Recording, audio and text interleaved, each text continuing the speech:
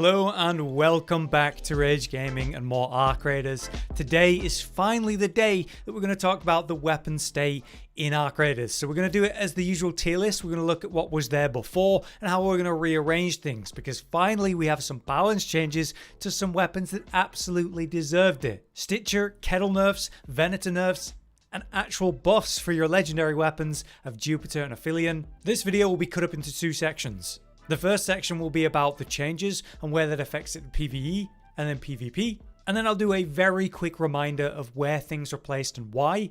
So let's start on the PvE side of things, and let's start with the Sticher. So this was what the list looked like for PvE before. And in regards to the Sticher, it was like bang on in the middle of B. Very competitive with the bobcat and kettle, with the vulcano and toro behind that, which, you know, we're going to make changes to. Here's what happened to the Sticher. They reduced the headshot multiplier, which is not relevant for PvE. But they also reduced the base damage from 7 to 6.5 per shot and increased per shot dispersion by around 50%. So the bloom, you know, the spread, it happens faster. We have the Sticher 1 and we have the Sticher 4 and then, you know, actual attachments in one of them. So this is the Sticher 1 at sort of the base level. Here's what the recoil feels like now. And the bloom, as you can see, is pretty extreme.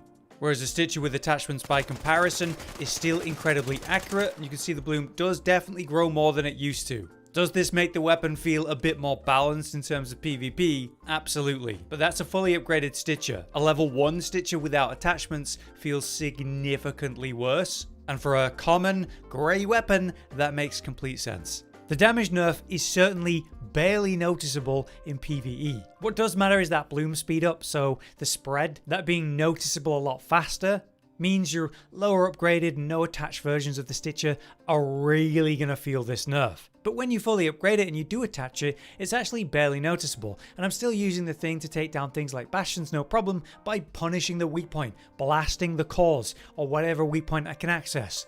It will chug through ammo for this purpose, and you'll do a lot better with something like a torrente for the same purpose.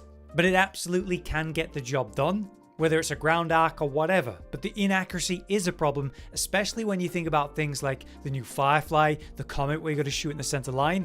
So here's the change I'm going to make for the PvE list. I'm going to put the shotguns in C tier where they probably should have been anyway. And so this makes a bit more sense for the placement of the Sticher, which is towards the bottom of B now. But I would still prefer it in my hands than a shotgun for dealing with plenty of arc. That brings us to the kettle, which is simply nerfed in one way. The base damage is down from 10 to 8.5, which is noticeable. But is it noticeable in PvE? I definitely felt it when I was using it today, testing things. Between the two, you know, Sticher and kettle, I actually feel the Sticher is the better PvE option. While it definitely has accuracy issues, especially if you're not upgraded, the sustained DPS is more valuable than the kettle's accuracy in my opinion, because ultimately you're putting low damage, light ammo onto the target. So it's nice that you're accurate, but it's even less effective with the damage reduction. With the new arc like Comet and the Firefly, you want accurate burst DPS. No matter what the context, heavy armor is going to be a problem. So I feel that both weapons will struggle against the new arc, and even more so with this balance change, which I think is a good thing for the game. Okay, next up we have the Venator. Two nerfs. Reduce the headshot multiplier, not relevant for arc, and then reduce base damage from 9 to 8, which is pretty minor in this context as well. I mean, it still clearly has very solid output. Medium ammo itself is still solid, and the damage per shot's great. You're getting 2 shots out at once, and you're accurately able to fire into weak points where it's going to do work. For example, this fast comet kill here is a really good example of that. So I do think the nerf is very minor in the context of arc, but it wasn't exactly the best arc killing weapon in the first place. The stopping power of the weapon remains there though when you're dealing with flying arc, which could be helpful or annoying depending on the context. But I do think it feels pretty solid against things like, you know, your Fireflies, your Hornets, the armored flyers. Because medium ammo can deal with those. You can fire quick with this, the damage is good, you're getting 2 shots per shot. It's efficient and effective. But compared to the rest of the options in A tier, I would actually put it at the top of B tier now, which feels a bit more accurate. Okay, this one's an exciting one. We have the Jupiter buffs. Increased ADS magnification from 1.9 to 2.2. Basically, you can zoom in a bit more when you're trying to aim. They also improved the equip and unequip time to basically mean you holster and unholster quicker. These are big heavy weapons, so getting them out and putting them away quicker is nice, but not major here in this context. I feel people are still unaware of how busted the Jupiter really is for PvE. It's like a cannon that smashes through armor at ridiculous ranges, and the penetrating effect is insane. You can go straight into the weak points. Watch me kill this bastion by shooting the core from above, going straight through the armor. I mean, you can still take off weak points like breaking the legs here, but if you just shoot straight into the core, you kill it with a ridiculously quick time. So that's a great use of it. But then you think about the anti-air aspect of the weapon. It's one of the best, if not the best, in the game. When you aim correctly at like the center mass and hit the like center and get the penetrating proc as it were, things like fireflies will die in one hit, two at worst. Same with wasps and hornets. You're able to two-shot comets and surveyors from even super far away.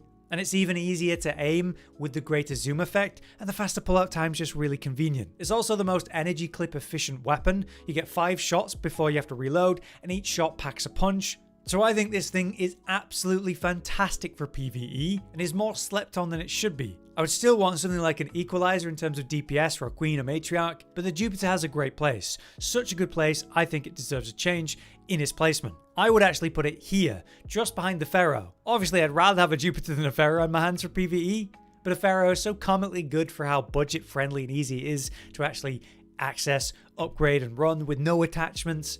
Where Jupiter is harder to get your hands on and all that, this feels more fair to me.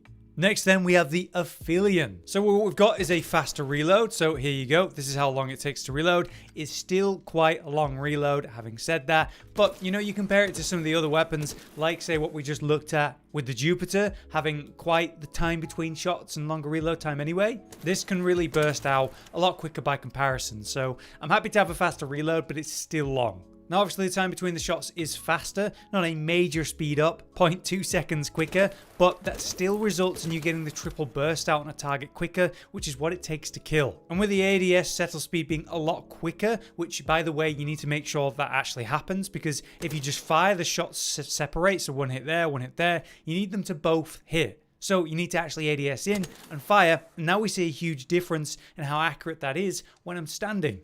Before, I would basically make sure I would crouch to really pinpoint, and now you see how ridiculously accurate that is.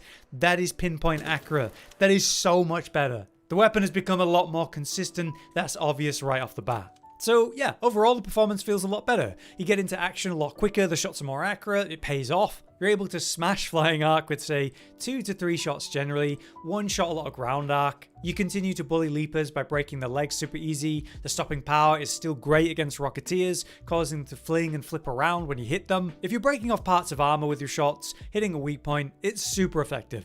This is what causes the rocketeer to flip around, the reaction to the armor being broken. Same thing for shooting the legs and breaking them on a bastion or bombardier. But as soon as you're doing raw DPS into a core or weak point, whatever, directly, it's not as good. Basically, there's clear strengths and weaknesses with this weapon, but I do think it feels nicer to use in PvE.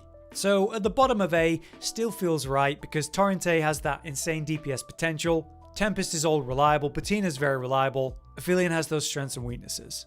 So that's my updated PvE list. As a quick recap as to why things are where they are, the hairpin is D because it's the hairpin, too long between shots, not enough damage, cool as hell weapon, really fun personal challenge to use. But yeah, both shotguns, the vulcano toro, are in C tier because while they can do work if you're shooting into a weak point like a core or whatever, I've killed bastions and so on doing that. Your range is limited, the stopping power can backfire. There's so many contexts where having this in your hands is awkward. For B tier, we've just explained things with bobcat, sticher and kettle. I like the osprey in B tier because it's accurate firing to a weak point from good range, and the stopping power if you get extended barrel is really good. But obviously long time between shots and not a lot of damage holds it back. I really like the burletta. It's like the kettle, but you can mag dump faster and stay accurate. It's just a very reliable weapon. The arpeggio, a lot of people swear by this, the DPS potential is really high, but I've always found it awkward. You need to fully upgrade it and have it attached to really fly with the thing.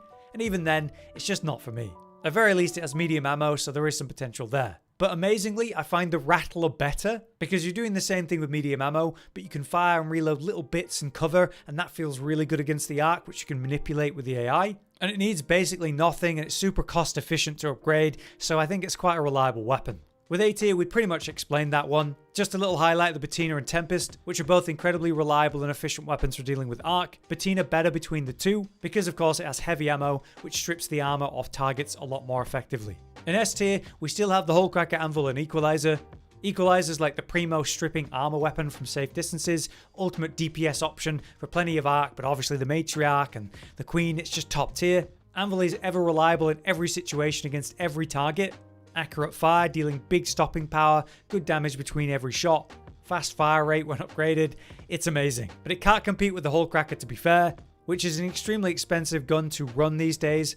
But when firing into a weak point, you dismantle things faster than pretty much anything else. And if you're hitting something like a core, it's GG in like 2 shots. It's fantastic, just hard to access and run efficiently. And Renegade remains an S+ for one simple reason: when fully upgraded, it is incredibly accurate, fast firing, high DPS, which is what you need to take down every arc in the game, manipulate the AI, target the weaknesses, and punish them.